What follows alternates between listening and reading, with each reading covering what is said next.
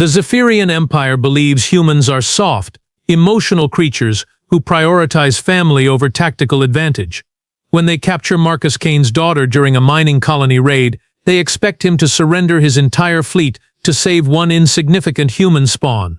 Marcus Kane doesn't negotiate. He doesn't surrender. He systematically dismantles their entire command structure, starting with the lowest grunt and working his way up to Commander Veyron himself, all while his daughter watches from her cell, learning exactly why you don't mess with a human's family. Turns out humans don't just get angry when you threaten their young. They get methodical, creative, and absolutely terrifying. The Zephyrians thought they understood human warfare. They were wrong, very, very wrong. Admiral Cypher's 4 eyes blinked in perfect synchronization as he surveyed the holographic display floating above the War Council table. The blue-skinned Zephyrian's head tentacles twitched with what his species considered amusement, though to human observers it might have looked like a seizure. "Gentlemen," Cypher's voice resonated through the command chamber with the confidence of someone who had never been truly challenged. "We stand at the threshold of complete victory over the human colonies." Major Zenith, his scarred carapace gleaming under the harsh lighting, leaned forward in his bioformed chair. "The humans continue to resist our expansion, Admiral. Their emotional attachments to their settlements make them unpredictable." "Emotional, yes." Cypher's mandibles clicked together in what passed for Zephyrian laughter. "And that, my dear Major, is precisely why they will lose. They value sentiment over strategy, family over fleet positioning. It makes them weak." Commander Veyron, the most decorated warrior in the Zephyrian fleet, shifted his massive frame. His voice carried the weight of 1,000 victories. "With respect, Admiral, underestimating any species has historically proven unwise." "Unwise?" Cypher's tentacles flared in irritation. "Commander, we've studied their military doctrine for cycles. When faced with threats to their offspring, humans become irrational. They abandon tactical advantages to protect individual lives. It's not strategic thinking, it's biological programming." The massive doors to the war chamber hissed open, and Captain Sable strode in with the confident gait of someone bearing excellent news. His communication implant still glowed from recent use, and the satisfaction radiating from his biofield was palpable to every Zephyrian in the room. "Admiral," Sable's voice carried barely contained excitement, "Operation Soft Target has exceeded all expectations." Cypher's eyes fixed on his captain. "Report. The mining colony Kepler-7 is now under our control. Minimal resistance, just as predicted. The humans there were more concerned with evacuation procedures than mounting an effective defense." Sable paused for dramatic effect, his mandibles clicking with pleasure. "And we have acquired a particularly valuable asset." "Elaborate." "Elena Kane, age 16, standard Terran years, daughter of Marcus Kane." The silence that followed was so complete that the ambient hum of the ship's bio-neural processors seemed deafening. Major Zenith's scarred features contorted into something resembling surprise. Commander Veyron's massive hands slowly clenched into fists. Admiral Cypher's tentacles went completely still. "Marcus Kane? The Marcus Kane?" "The very same," Sable confirmed, unable to hide his smugness.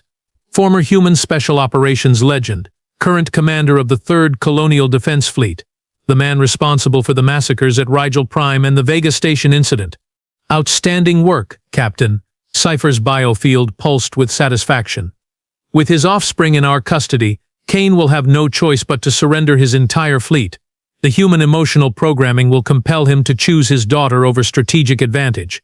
Commander Veyron's voice carried a note of caution that his superiors chose to ignore. "Admiral, Kane's service record suggests he may not respond as predictably as other humans." "Nonsense." Cypher waved a dismissive appendage. "He's still human. Biology trumps training every time. Captain Sable, initiate contact with Kane. Make our demands clear. His fleet in exchange for his offspring. Simple, clean, and utterly predictable."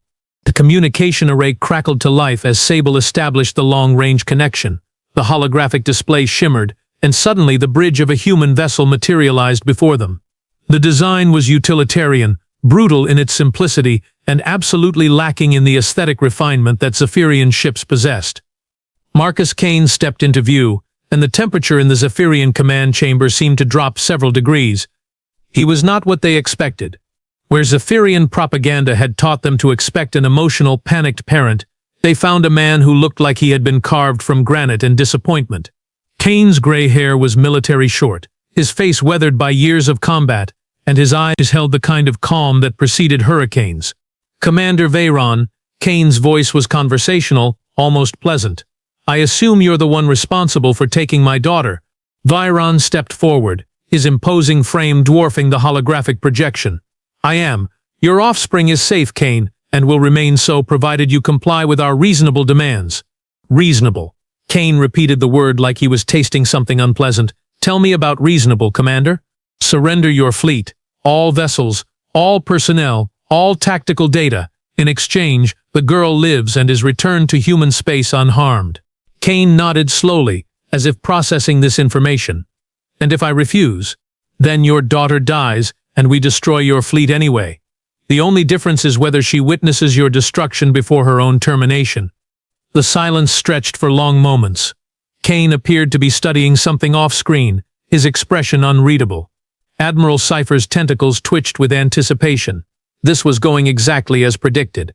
The human was breaking down, realizing the impossible position he had been placed in. Finally, Kane looked directly into the camera, and when he spoke, his voice carried the same conversational tone as before. "Commander Veyron, I want you to listen very carefully to what I'm about to say, because I'm only going to say it once." The entire Zephyrian command staff leaned forward unconsciously. "You have made exactly 2 mistakes," Kane continued, his calm voice somehow more terrifying than any shouting could have been. "First, you took my daughter. Second, you told me about it." Commander Veyron's mandibles clicked in confusion. "Kane, you don't seem to understand your position. We have your offspring. You have no leverage." Kane smiled, and it was possibly the most unsettling thing any of them had ever witnessed. It wasn't the smile of someone who was happy. It was the smile of someone who was already counting corpses. "No, Commander, you don't understand your position. You see, when you took Elena, you didn't just take my daughter. You took the daughter of the man who spent 15 years teaching other humans how to kill your people more efficiently." The hologram flickered slightly as Kane leaned forward. "You have 12 hours to return her, unharmed, to neutral space. If you do this, I will only kill half of you." Major Zenith's scarred features twisted in disbelief. "You're making demands. You're in no position to negotiate, human." Kane's smile widened slightly. "Major Zenith, isn't it? Scar on your left mandible from the Altair 7 engagement. Wife named Silix, 3 larvae in their second molting cycle." The blood drained from Zenith's face, which was particularly disturbing given that Zephyrian blood was purple. "How do you—" Zenith began. "I know all of your names," Kane interrupted quietly. "I know where you live. I know where your families are. I know your favorite foods, your mating cycles, and exactly how many rounds of ammunition it takes to punch through your personal armor." Commander Veyron stepped forward, his massive frame blocking part of the display. "Threats will not save your offspring, Kane. You have no way to reach us, no way to locate our position, no way to—" "Commander," Kane interrupted, "I want you to look at your tactical display, right now." Veyron's eyes flicked to the nearby screen, and his expression changed instantly. Admiral Sci-Fi moved to see what had caught his commander's attention, and his tentacles went rigid with shock. There, on their own tactical display, was a single blip, a human vessel, running silent, positioned exactly where their scanners should have detected it hours ago. "That's impossible," Sci-Fi whispered. Kane's voice continued from the hologram, still maintaining that terrifying calm. "You wanted to test human emotional programming, Admiral Sci-Fi. Congratulations, you've just activated mine." The connection terminated, leaving the Zephyrian command staff staring at a dead holographic display. Commander Veyron was the first to speak, his voice uncharacteristically quiet. "Admiral, I recommend we consider Kane's offer." "Absolutely not." Sci-Fi's tentacles thrashed in fury. "We will not be intimidated by one human vessel. Ready all defensive systems. Prepare for—" The lights went out. Emergency lighting kicked in a moment later, bathing the command chamber in eerie red illumination. Status displays flickered back to life, showing damage reports from across the ship. "What happened?" Sci-Fi demanded. Captain Sable's voice was tight with barely controlled panic. "Sir, something just took out our primary sensor array. Surgical strike. No warning, no detection." "That's impossible. Our sensors would have detected any incoming projectiles." Sir Sable's voice dropped to a whisper. "Whatever hit us wasn't fired from his ship. Commander Veyron closed all four of his eyes simultaneously. He's already here. Lieutenant Rhea had always prided herself on running the tightest security detail in the Zephyrian fleet. Her patrol squad at Outpost Alpha 9 was legendary for their precision, their discipline, and their absolutely zero-tolerance policy for anything that even resembled a security breach, which made it particularly embarrassing when they all died without firing a single shot. The first sign that something was wrong came when Sergeant Onyx failed to check in for his routine perimeter sweep. Rhea's second-in-command, Corporal Zayden, had gone to investigate and found Onyx's weapon neatly disassembled and arranged in a perfect spiral pattern on the ground. Onyx himself was nowhere to be found. Probably fell asleep again, Rhea muttered, though her biofield betrayed her growing unease. Onyx never fell asleep on duty, ever. The second sign came when Private Thorne's post went silent during the next communication cycle. When they checked his position, they found his armor stacked in a neat pile, polished to a mirror shine, with a small handwritten note attached. "Thanks for the loan, -MK. That's when Rhea realized they weren't dealing with a standard infiltration. "All units, Code 7, she barked into her communicator. "Unknown hostile on station. Sweep pattern Delta. Find this intruder before—" The lights went out. Emergency illumination kicked in, casting everything in that familiar red glow that made even the bravest Zephyrian feel like prey. Rhea drew her plasma rifle and activated her night vision enhancement, scanning the corridor for any sign of movement. "Rhea." The voice came from directly behind her. She spun around, weapon raised, to find herself face-to-face with Marcus Kane. He was wearing Private Thorne's armor, which fit him surprisingly well considering the species difference.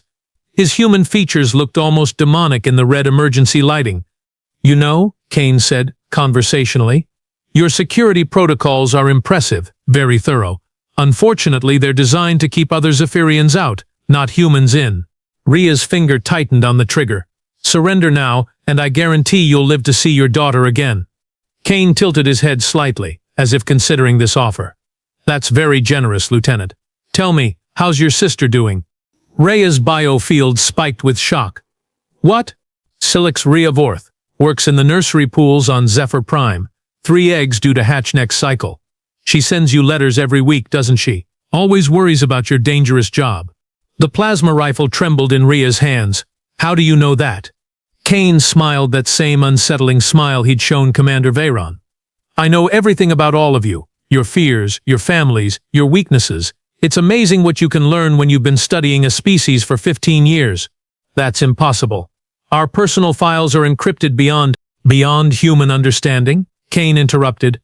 "Lieutenant, I helped design the encryption protocols you're using. We sold them to you 3 cycles ago through a shell corporation. Did you really think we wouldn't keep the back doors?" Freya's weapon lowered slightly, as the implications sank in. "You've been planning this."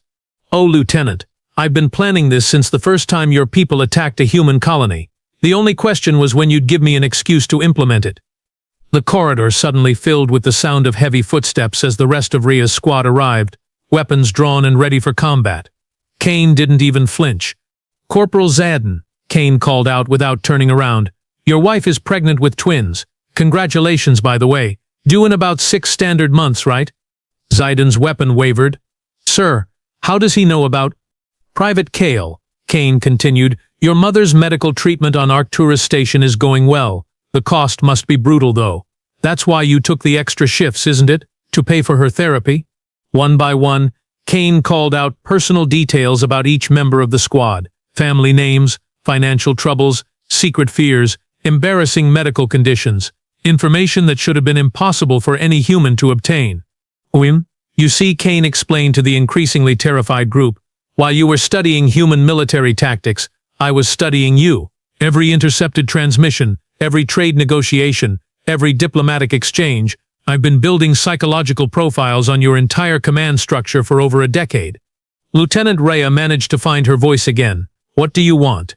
"I want my daughter back, and I want everyone responsible for taking her to understand exactly what kind of mistake they've made." "And if we comply?" Kane's expression didn't change. "Then some of you might live long enough to see your own children grow up." The squad opened fire simultaneously. When the plasma bursts cleared, Kane was gone. The corridor was empty except for the lingering smell of ozone and the soft hiss of cooling metal. "Report," Rhea barked. No body, sir, Zayden confirmed. No blood, no sign of impact. It's like he just vanished. That's when they found the gifts. In each of their personal lockers, Kane had left items that should have been impossible for him to obtain. Zayden found a photo of his wife's ultrasound, with a note, "Beautiful children, would hate for them to grow up without a father." Kale discovered his mother's medical files, annotated with treatment suggestions and signed, "A concerned friend." Rhea opened her locker to find a letter from her sister, still sealed, that wasn't supposed to arrive for another week.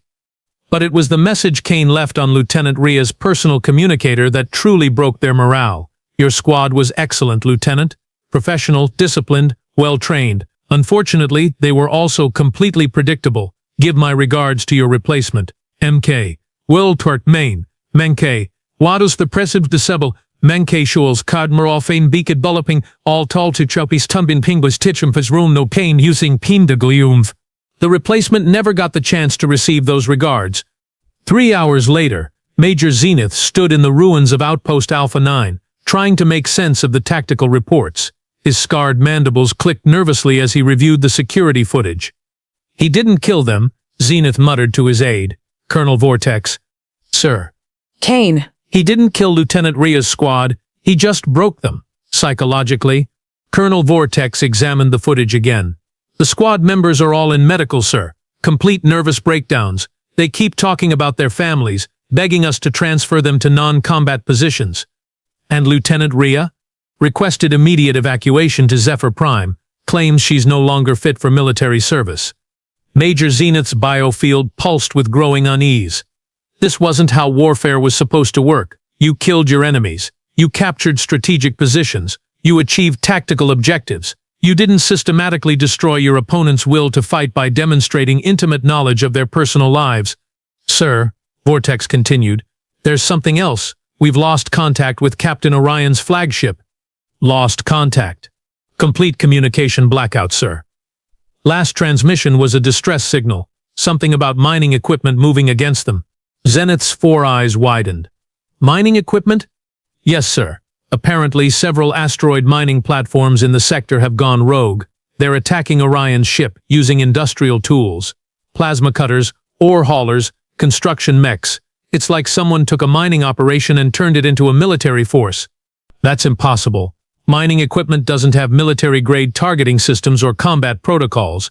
"No, sir, they don't. But they do have powerful engines, heavy-duty cutting tools, and if someone were to, say, reprogram their navigation systems..." The implications hit Zenith like a meteor strike. Kane hijacked a mining operation. "It appears so, sir. Using nothing but commercial equipment and civilian infrastructure, he's created an improvised fleet capable of threatening a Zephyrian warship." "Status of Captain Orion?" "Unknown, sir. His ship is still operational, but heavily damaged. The mining equipment seems to be herding him toward the outer system, away from any support." Zenith pulled up the tactical display and studied the attack pattern. What he saw made his blood run cold. "Colonel, look at this. Kane isn't just attacking randomly. He's targeting specific ship systems in a precise sequence. First the communication array, then the weapon systems, then the engines. He's not trying to destroy Orion's ship." "Then what is he doing, sir?" "He's isolating it, cutting it off from the fleet, stripping away its defenses, making it helpless." Zenith's mandibles clicked as understanding dawned. "He's working his way up the command structure. First Lieutenant Rhea, now Captain Orion. He's eliminating our leadership one rank at a time." "Sir, that would mean he's coming for me next." Zenith closed his eyes and tried to calculate how many officers stood between him and Commander Veyron. "And after me, Major Kale, then Colonel Soren, then Commander Veyron himself." "Sir, we need to warn the fleet. Issue a general alert. All ships should activate maximum security protocols and—" "Colonel," Zenith interrupted quietly, "what makes you think he isn't already listening to our communications?" The silence that followed was deafening. "Sir," Vortex's voice was barely a whisper, "what do we do?"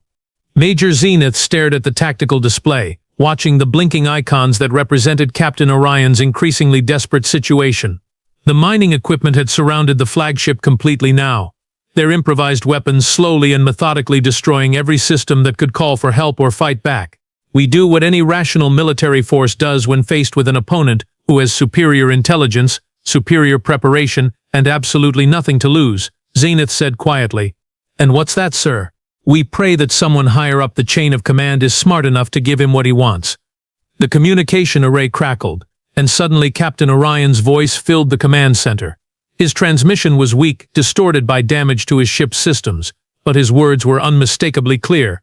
This is Captain Orion to all Zephyrian vessels. Marcus Kane has my ship surrounded by mining equipment. He wants to speak with Major Zenith. He says to tell you that this is your last warning before he starts sending body parts back to your families.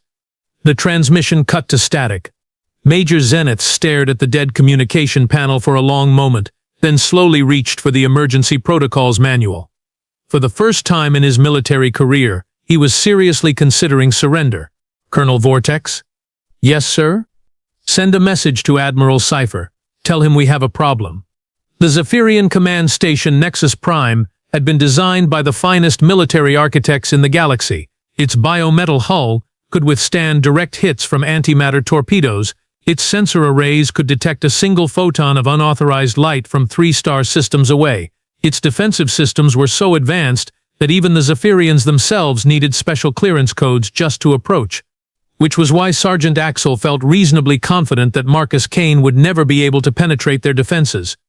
Status report, Axel demanded as he strode through the security center, his elite guard falling into formation behind him. All perimeter sensors show clear, Sergeant, reported Officer Zenith. No unauthorized vessels within scanning range, no energy signatures that don't belong to our own fleet. And the prisoner? Secure in detention cell 7, level 9. Full biometric locks, energy barriers, and constant surveillance. Sergeant Axel's mandibles clicked with satisfaction. Elena Kane had been the perfect bait to draw her father into their trap. Now all they had to do was wait for him to make his move, and they would be ready. Sir, one of his guards, Private Nova, approached with a concerned expression. There's something odd about the surveillance footage from the prisoner's cell. Odd how? She's not acting like a captive, sir. She's just sitting there, reading, completely calm. Axel frowned. Show me. The surveillance monitor displayed a clear view of detention cell 7. Elena Kane, a 16-year-old human female with her father's gray eyes and her mother's stubborn chin, was indeed sitting calmly on the bioformed bench, reading what appeared to be a datapad. Where did she get reading material? Axel demanded. We provided it, sir. She asked for something to pass the time, and it seemed like a reasonable request. What is she reading? Private Nova consulted his reports. Zephyrian military tactical manuals, sir. Said she was curious about our combat doctrines. Sergeant Axel's biofield spiked with alarm. She's studying our tactics? Sir, she's just a civilian, a child. What possible use could she have for military information? Before Axel could respond, the lights in the security center flickered. Not the dramatic power failure they'd experienced during Kane's previous attacks, just a brief, almost imperceptible dimming. System check, Axel ordered. All systems nominal, sir. No evidence of any malfunction or external interference. The lights flickered again. Sir, Officer Zenith's voice carried a note of confusion. I'm reading some unusual activity in the station's ventilation system. Elaborate. The air recycling units are operating at 97% efficiency instead of the normal 99%. It's such a small variance that the automated systems didn't flag it as a problem, but something is moving through the air ducts, sir. Something approximately human-sized. Sergeant Axel's 4 eyes widened in understanding. He's in the ventilation system. Sir, that's impossible. The air ducts are too small for an adult humanoid to traverse, and even if they weren't, our security sensors would detect any unauthorized presence. Unless, Axel said slowly, he's not alone. The realization hit him like a plasma blast to the face. Elena Kane wasn't just reading their tactical manuals for entertainment. She was studying their security protocols and feeding information to her father. All units, converge on detention level 9, Axel barked into his communicator. The prisoner is not a hostage. She's an accomplice. As his elite guard rushed toward the detention level, Sergeant Axel couldn't help but admire the elegance of Kane's plan. By allowing his daughter to be captured, he had placed a spy at the very heart of their most secure facility. Elena had been mapping their defenses, learning their procedures, and probably communicating with her father through methods their sensors couldn't detect. The humans, it seemed, were even more devious than the Zephyrians had given them credit for. When Axel and his team reached detention level 9, they found the corridor eerily quiet. The normal hum of energy barriers and automated systems seemed muted, as if the station itself was holding its breath. "Cell 7 is just around this corner," whispered Private Nova. "All scanners show the prisoner is still inside." "And Kane?" "No readings, sir. If he's here, he's masking his biosignature somehow." Sergeant Axel activated his personal energy shield and drew his plasma rifle. His elite guard followed suit, their movements precise and coordinated. These were the best soldiers in the Zephyrian military, veterans of a dozen campaigns, specialists in close-quarters combat. They rounded the corner and stopped dead in their tracks. The detention cell was empty. Not just empty, completely stripped. The bioformed furniture had been disassembled, the energy barriers had been deactivated, and the security monitors had been turned to face the walls. In the center of the cell, scratched into the metal floor with something sharp, was a message. "Thanks for the tour. Your daughter is very bright. Menimier?" "Sir." Private Nova's voice was barely controlled panic. "If the prisoner has escaped, she could be anywhere on the station." "Negative," Axel replied, though his own biofield betrayed his uncertainty. "The cell is equipped with quantum locks. No one can escape without the proper authorization codes, unless someone gave them the codes." The voice came from directly above them. Axel looked up to see Marcus Kane hanging from the ceiling, somehow adhering to the biometal surface without any visible equipment. His human face was calm, almost peaceful, and he was wearing what appeared to be a Zephyrian guard uniform that fit him perfectly. "How?" Axel whispered. "Your daughter helped," Kane replied conversationally. "Turns out, when you treat a prisoner well and provide educational materials, they learn things, like guard rotation schedules, security codes, and the fascinating fact that Zephyrian biometal contains trace amounts of iron oxide." Kane dropped from the ceiling with fluid grace, landing in a crouch that immediately transformed into forward motion. His attack was so fast that Axel's enhanced reflexes barely registered it before two of his guards were unconscious on the floor. "Sir, he's unarmed," Private Nova shouted, raising his plasma rifle. "No," Kane corrected, relieving Nova of his weapon with a move that looked almost like dancing. "I'm just not using conventional weapons." What followed was less a battle than a demonstration. Kane moved through Axel's elite guard like water through a sieve, using their own training against them, turning their formation into a liability rather than an asset. He didn't kill them. That would have been quick. Instead, he systematically disabled them, leaving them conscious enough to watch their comrades fall. "Sergeant Axel," Kane called out as the last guard hit the floor. "I believe you wanted to meet me." Axel raised his plasma rifle, his hands surprisingly steady despite the circumstances. "Surrender, Kane. You're outnumbered and outgunned."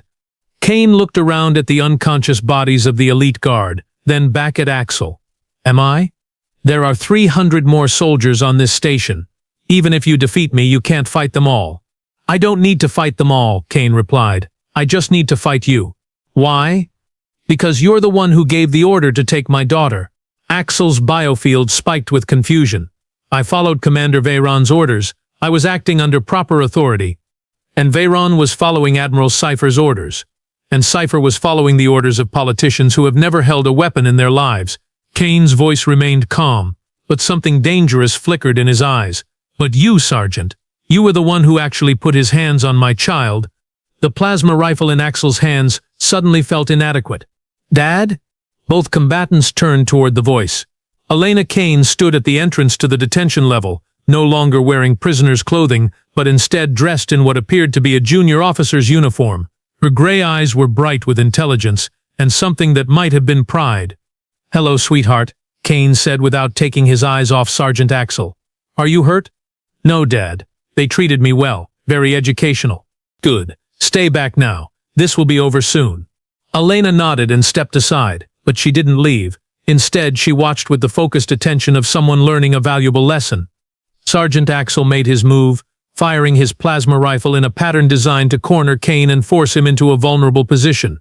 It was a textbook maneuver, perfectly executed by one of the finest soldiers in the Zephyrian military. Kane caught the plasma bolt bare-handed. The energy discharge that should have killed him instead seemed to flow around his hand like liquid light. Axel stared in disbelief as Kane examined the contained plasma as if it were a curious insect. "Interesting," Kane mused. Your energy weapons operate on a frequency that human nervous systems can actually interface with, given the right preparation. Elena, are you paying attention? This could be useful information. Yes, Dad, Elena replied, pulling out a datapad and taking notes. Kane flicked the plasma bolt back at Sergeant Axel with casual precision. The energy struck the Zephyrian's weapon, overloading its containment field and rendering it completely useless. Now, Kane said, stepping forward, we're going to have a conversation about respect and consequences, and why you should never ever touch someone else's family.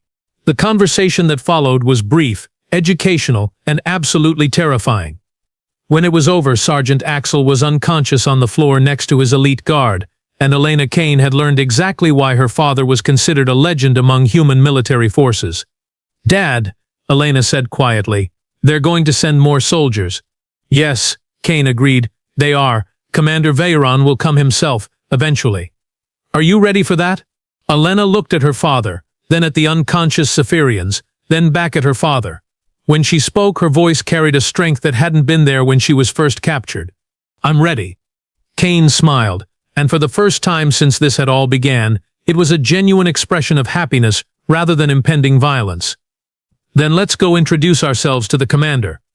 Commander Veyron had faced death before. During the siege of Altair 7, he had personally led a charge against fortified positions that should have been impregnable. At the Battle of Vega Station, he had stayed on the bridge of his damaged flagship, while his crew evacuated, ensuring that every soul under his command reached safety before he abandoned ship.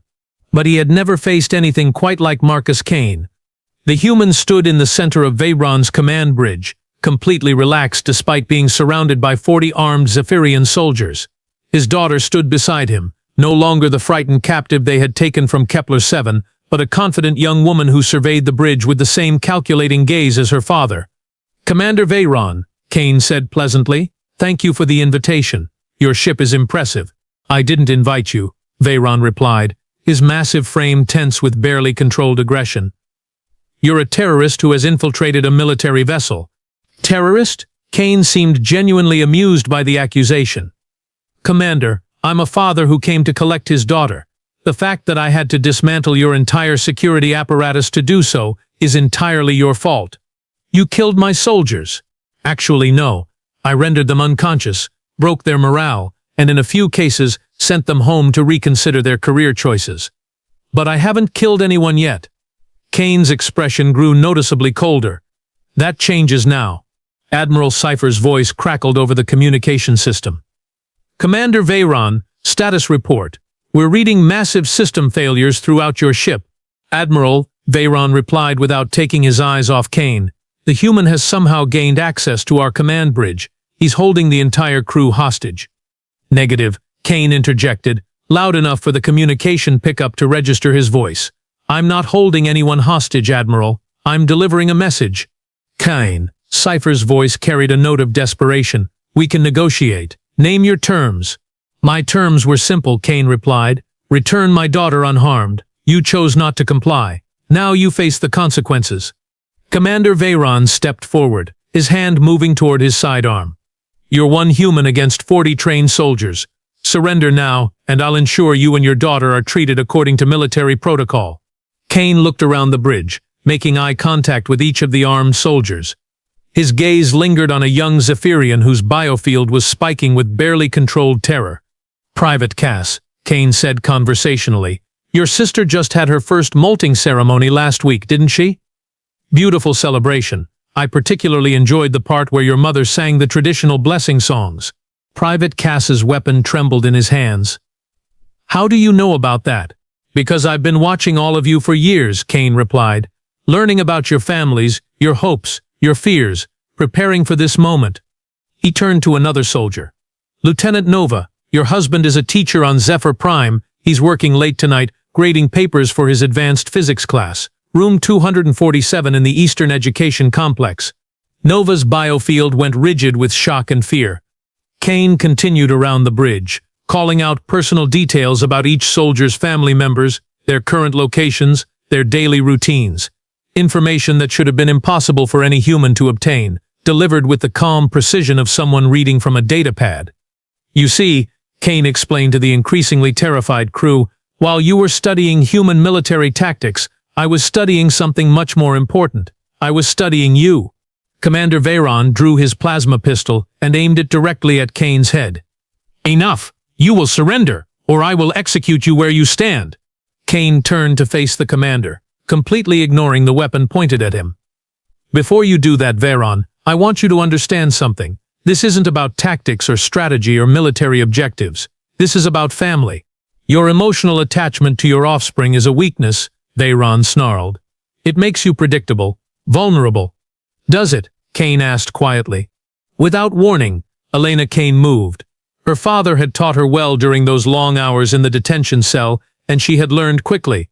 The datapad in her hands was suddenly a weapon, striking the nearest soldier's nerve cluster with surgical precision. His weapon discharged harmlessly into the ceiling as he collapsed. The bridge erupted into chaos as soldiers turned to deal with this unexpected threat. Their attention divided between father and daughter. It was exactly the distraction Kane needed. What happened next was less a fight than a masterclass in human combat efficiency. Kane moved through the Zephyrian soldiers like a force of nature, each motion calculated to maximum effect. He used their own weapons against them, turned their formation into a liability, and demonstrated why human special operations forces were considered legendary throughout the galaxy. Commander Veyron found himself standing alone on his own bridge, his weapon trained on a human who had just systematically disabled 40 trained soldiers in less than 2 minutes. "Impossible," Veyron whispered. "Inevitable," Kane corrected. "The moment you decided to take my daughter, this outcome became inevitable." Kane stepped forward, and Veyron pulled the trigger. The plasma bolt passed harmlessly through empty space. Kane was no longer where he had been standing, but somehow behind the massive Zephyrian commander, one hand on Veyron's weapon arm, the other positioned at a precise point on his neck. "Commander," Kane said quietly, "I want you to understand something. When humans talk about family, we're not talking about biological programming or emotional weakness. We're talking about the one thing that makes us more dangerous than any other species in the galaxy." "And what's that?" Veyron gasped. "Purpose." Kane's hand moved with surgical precision, and Commander Veyron collapsed to the deck of his own bridge. The command center fell silent, except for the soft groaning of unconscious soldiers and the steady hum of ship systems. Kane walked to the communication console and activated the fleet-wide broadcast system. "Attention all Zephyrian vessels." Kane's voice carried across the entire fleet, reaching every ship, every soldier, every officer who had participated in the attack on Kepler 7. "This is Marcus Kane. Commander Veyron is dead. His body lies on the bridge of his flagship for all to see." He paused, letting that information sink in. "Let me be absolutely clear about what has happened here. You attacked a human colony, you took prisoners, you threatened innocents, and you made the mistake of thinking that human emotional attachment to family was a weakness you could exploit." Elena joined her father at the communication console, her young voice adding weight to his words. "You were wrong." Kane continued. "I want every species in this galaxy to understand what you've learned today. Humans don't just love our families. We prepare for threats against them. We study potential enemies. We plan for contingencies. And when someone hurts our children, we don't get emotional. We get methodical." The communication array crackled as responses came in from across the fleet. Panic, confusion, demands for clarification. But underneath it all was something that hadn't been there before: fear. Any species that threatens human families in the future will face the same fate as Commander Veyron. Not because we're angry, but because we're prepared. This is not a threat, it's a promise. Kane terminated the transmission and turned to his daughter. "Ready to go home?" Elena looked around the bridge at the unconscious soldiers, then at her father. "What about them? They'll live, they'll remember, and they'll spread the word." As father and daughter made their way off the Zephyrian flagship, Admiral Cypher's voice echoed through the fleet communication system. "All vessels, stand down. Repeat, all vessels stand down. Let them go." The journey back to human space was conducted in complete silence from the Zephyrian fleet. No pursuit, no harassment, no attempts at retaliation. Word spread quickly through the galaxy's communication networks. The humans were not the soft targets they had appeared to be. On their transport home, Elena sat beside her father in the pilot's compartment, watching the stars stream past. "Dad, did you really plan all of this?" Kane considered the question carefully. "I planned for the possibility of it. I hoped it would never be necessary." And now every species in the galaxy knows that humans protect their own. That knowledge might prevent future tragedies. Elena nodded thoughtfully. So this was never really about rescuing me? Oh, sweetheart, Kane said softly. This was always about rescuing you. Everything else was just a bonus. As their ship entered human space, communication arrays across dozens of worlds carried the same message. The Zephyrian Empire had learned the true cost of threatening a human family, and they would never make that mistake again. The galaxy had been educated, and the lesson would not be forgotten. Commander Veyron's head, quite literally, lay on the floor of his own bridge, a testament to the fact that humans were far more dangerous than anyone had imagined. And somewhere in the depths of space, other species took note, adjusted their tactical assessments, and made very sure that attack human colonies was removed from their list of viable military options. Some lessons, after all, are worth learning the hard way.